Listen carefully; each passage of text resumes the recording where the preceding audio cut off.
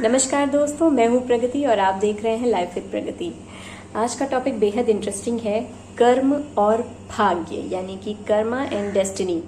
ये एक ऐसा बड़ा ही डिबेटिंग टॉपिक है कि कर्म बड़ा है या भाग्य बड़ा है। अक्सर इसको लेकर हमारे मन में बड़े थॉट्स चला करते हैं। कभी कभी जब हमारे साथ लाइफ में अच्छी चीज़ें नहीं हो रही होती तो हम सोचने लगते हैं कि यार हमारा भाग्य साथ नहीं दे रहा है, हमारी लाइफ में कुछ भी अच्छा नहीं हो रहा है। तो ये थॉट आना एक बहुत ही नेचुरल प्रोसेस, हमारे एक माइंड का मतलब ह्यूमन ब्रेन का एक थॉट है जो सबके साथ आता रहता है। अक्सर हम इस बारे में सोचते रहते हैं। तो आज मैं इस कंफ्यूजन को दूर करने की कोशिश करती हूँ ध्यान से, एक स्टोरी के माध्यम से, ताकि आप समझ सकें कि कर्म बड़ा है या भाग्य बड़ा है, कौन आपकी लाइफ में ज़्यादा इम्पोर्टेंट है। तो एक बार कर्म और भाग्य ये दोनों लड़ाई कर रहे थे। कर्म ने बोला मैं बड़ा हूँ, भाग्य ने बोला मैं बड़ा हूँ। दोनों में ये लड़ाई बढ़ती जा रही थी। कर्म बोल रहा था कि मैंने अगर छाता नहीं बनाया होता तो तुम बारिश में भीग जाते।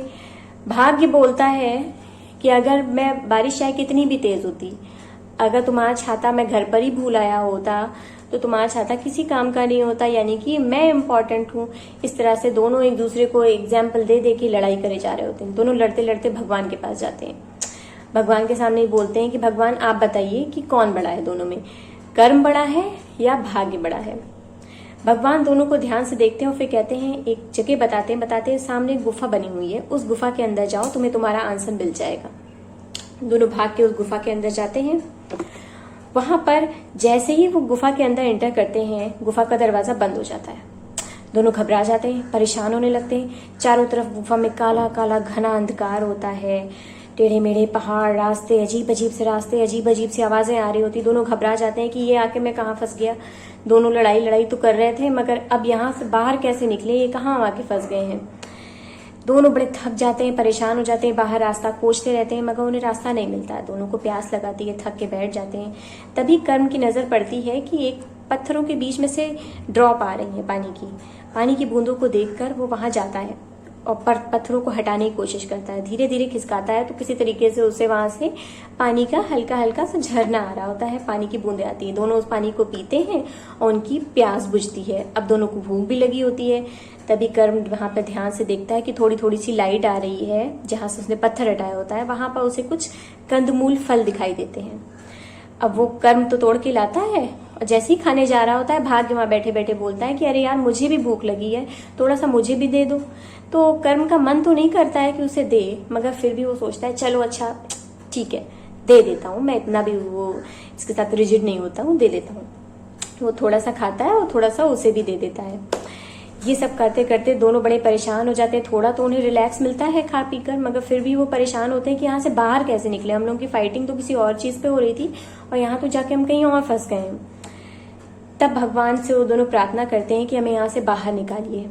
जब वो बाहर निकलने के लिए, जब भगवान भी देखते हैं कि अब इन लोगों का लगता है अब थोड़ा दिमाग सेटल डाउन हो चुका है, अब शांत हो चुके हैं, तो इन्हें बाहर निकालते हैं। गुफा का दरवाजा खुलता है और वो दोनों बाहर जाते हैं। जब भगवान के सामने जाते हैं तो वो बोलते हैं कि देखिए मैं अंदर ना होता, भाग्य बोलता है कि मैं अंदर ना होता तो इसे फल भी खाने को ना मिलता, हम दोनों प्यासे मर जाते। तब कर्म कहता है यार अगर मैं वहां उठकर गया ही ना होता तो तुम्हें फल और पानी कहाँ से मिलता। दोनों में फाइटिंग फिर से शुरू हो जाती है। भगवान कहते हैं, दोनों को घूर घूर के देखते हैं, कहते हैं यार तुम लोगों का इतनी देर से लड़ाई खत्म ही नहीं हो रही, समझ में नहीं आ रहा है मैंने तुम्हें वहां किस लिए भेजा था और उसका रिजल्ट तुम लोगों को नहीं समझ में आया। तब भगवान एक्सप्लेन करते हैं, कहते हैं कि जो कर्म होता है, यदि कर्म अपना काम नहीं करता तो भाग्य को कुछ भी नहीं मिलता। भाग्य अगर अपने आप बैठा रहता तो उसे ना पानी मिलता, ना उसे खाने के लिए कुछ मिलता, और वो बैठे बैठे वहीं उसका काम खत्म हो जाता। कर्म अगर हम नहीं करते, यानी कि अगर कर्म उस पत्थर को ना हटाता, वहां से पानी ना लाता, तो वो ना पानी को पा सकता था, ना खाने को खा सकता था, और दोनों की ही जान चली जाती। तो भगवान ने बोला कि कर्म और भाग्य ये दोनों एक दूसरे से जुड़े होते हैं। कर्म और भाग्य इन दोनों में एक कॉम्बिनेशन होता है, इन्हें अलग नहीं किया जा सकता है। भाग्य और कुछ भी नहीं है, बल्कि जो हमने कर्म किए होते हैं उन्हीं का एक रिजल्ट होता है। इस तरह से जो हम बैक में कुछ भी कर्म करते रहते हैं, जब तक हम कर्म करना नहीं शुरू करते हैं तब तक हमारे पास हमारा भाग्य नहीं आता है। तो कर्म इज द विनर। कर्म जो होता है वो सबसे बड़ा होता है। अगर गीता में भी जो है कर्म को ही महान बोला गया है कि बिना कर्म किए हुए कुछ भी नहीं मिलता है। आप कर्म करो, फल की चिंता मत करो। जिस दिन आप अपने पूरी लगन से, अपने पूरे मन से अपना काम करना चालू कर देते हो, उस पे फोकस हो जाते हो, कर्म करना स्टार्ट कर देते हो, उस दिन आपको आपका भाग्य अपने पास बुला लेता है। यानी कि कर्म और भाग्य, इन दोनों में कर्म विनर है। कर्म किए बिना कुछ भी नहीं मिलता है। चाहे आप, अगर आप पढ़ाई कर रहे हो, सपोज एक टीचर ने आपको क्लास में बताया कुछ भी, सारे स्टूडेंट्स को एक चीज, एक टॉपिक, सेम चीज वो सबको पढ़ाता है, मगर कोई बच्चा टॉप करता है, कोई एवरेज रहता है और कोई फेल हो जाता है। तो ये क्या होता है? जिसने कर्म जैसा किया, यानी कि जिसने जाके स्टडी करी, फटाफट लर्न कर लिया, वो तो टॉप कर जाता है। जो थोड़ा एवरेज होता है वो थोड़ा देख लेता है और उसके बाद रख देता है। पर जो बिल्कुल कुछ पढ़ता ही नहीं, जिसको कुछ समझ ही में नहीं आता है, वो बेचारा क्या करेगा? वो फेल होगा, क्योंकि उसने कोई कर्म ही नहीं किए हैं। तो हमें अपनी लाइफ में सक्सेस चाहिए तो उसके लिए कर्म करना बेहद जरूरी है।